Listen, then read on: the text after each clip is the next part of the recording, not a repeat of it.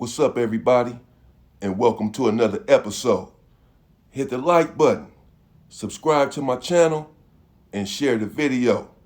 Hit the join button and become a member. Members get exclusive content. Been lagging a little bit on the exclusive content for my members. I apologize. I'm going to pick it up. There's been a reason for that. I did receive my equipment, a brand new camcorder. Come to find out, who knew that now I have to put a memory card in a camcorder, download it to a computer, and then upload the video. So now I'm working on the computer and this other stuff. I thought all I needed was a camcorder, but I don't know much about technology.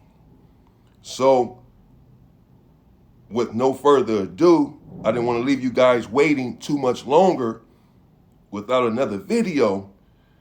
And I'm working on getting everything straightened out with the equipment. And in the meantime, I just want to at least drop a video real quick.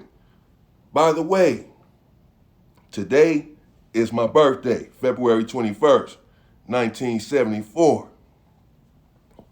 The big fella is indeed 50 years old today.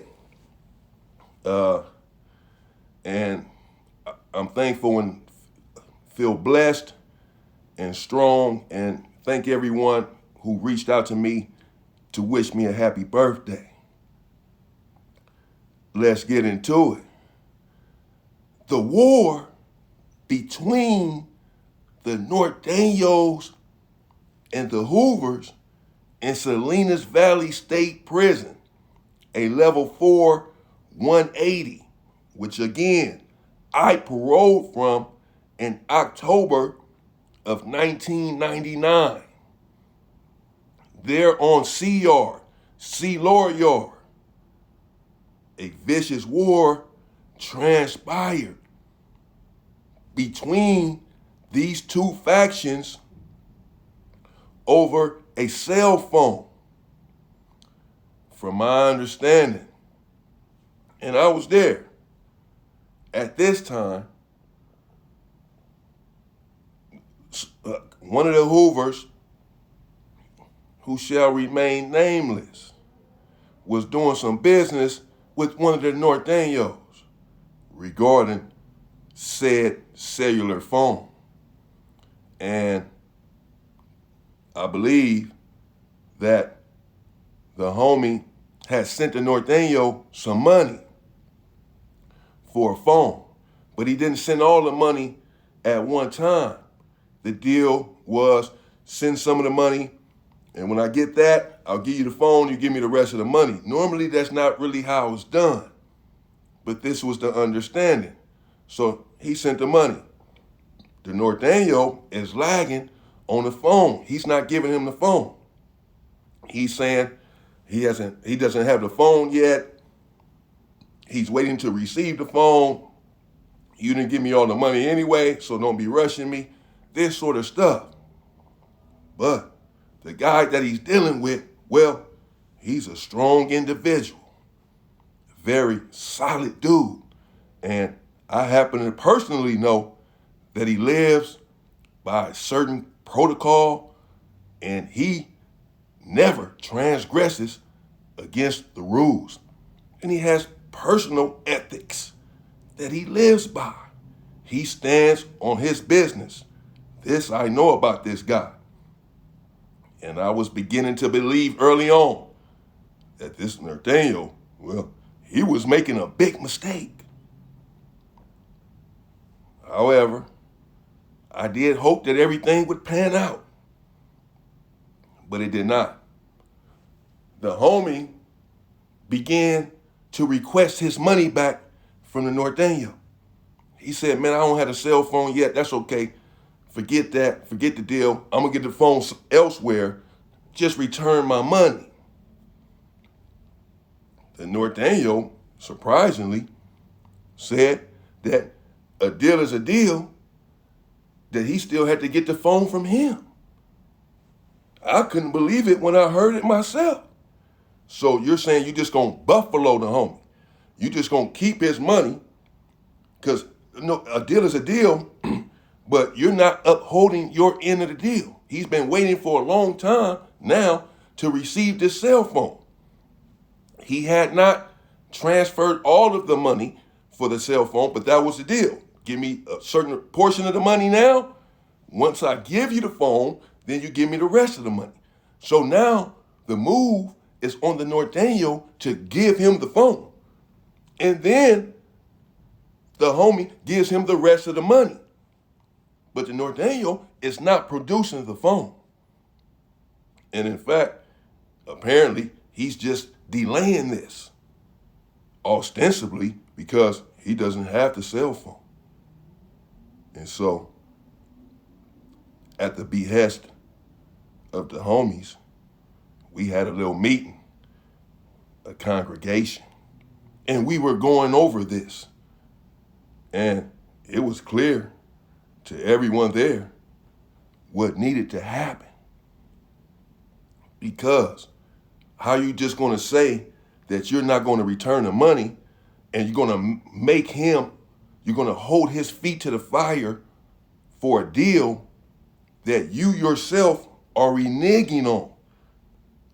At this juncture, you have not produced the cellular phone. And you were supposed to. This was the deal. And now you don't want to return the currency. But the individual that you're dealing with is not going to be robbed by anyone. And so we met up, and the decision was promptly made to go on the offensive, because if not, we know that the Norteños will go on the offensive. Yes, they are a strong group. They're on the level 4 180s. I have ample respect for them. And I don't underestimate what they're capable of, any group.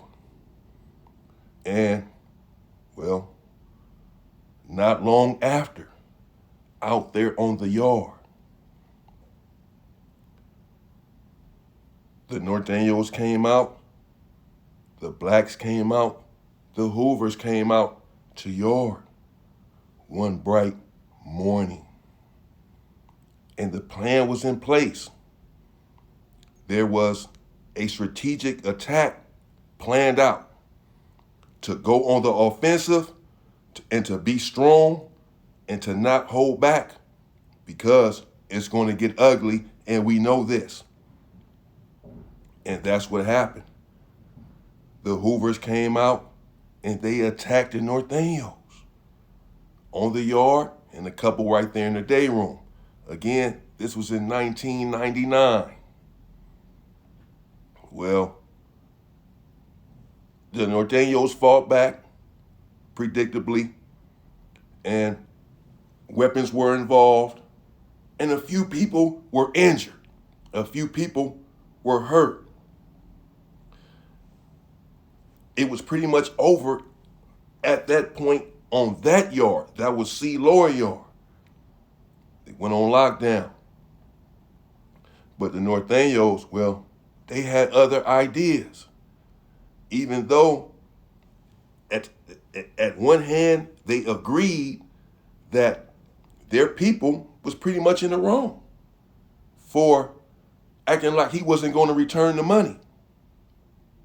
But they also said that there was another way to handle it, that the blacks / Hoovers didn't have to sneak attack them with weapons. And since they did, well, they were going to have to respond, that they would respond. I don't know who wouldn't expect a response in this situation. I had paroled, I had went home when the second incident transpired. I wasn't even there for the first one. I just got out like 2 weeks prior, but I was there with all the commotion was going on over this incident. And on the C upper yard, again, the level 4 180s have a lower yard and they have an upper yard. And there on the C upper yard, well, the Norteños, they responded. and some blacks, some Hoovers, they got hurt right there in the day room, sitting at the benches. Came out for day room, and the Nortenos, they attacked with weapons. And a couple of Hoovers had weapons as well, and they responded and they fought back. But truthfully, they were outgunned. Somehow, they didn't get the memo that the Hoovers had just attacked the Nortenos on the lower yard. And whenever there's a race-on-race attack, and virtually whenever there's an attack of any kind with a weapon, the individual or group must respond, or else you're going to be considered less than a man. So everyone should have known and been on pure guard, knowing that they were going to respond. Not only that, in my estimation, since everyone knew that they were eventually going to respond, they should have went on the offensive right there on the upper yard. Since you attacked them,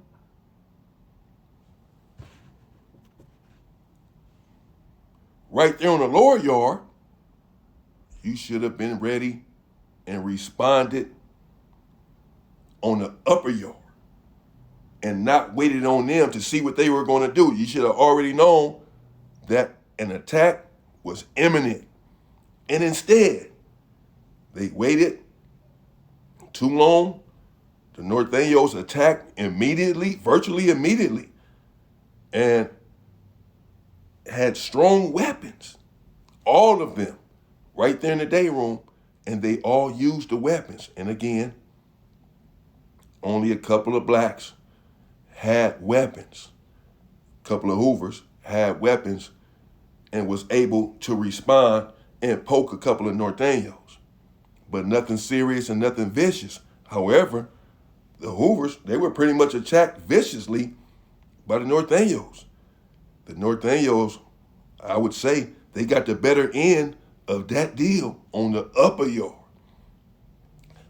How? I don't know, because they should have been prepared. And again, should have just went on the offensive. That's my mindset, and that's the reason why. Because of stuff like that. You wait and you're on the defensive and you get injured, you get hurt.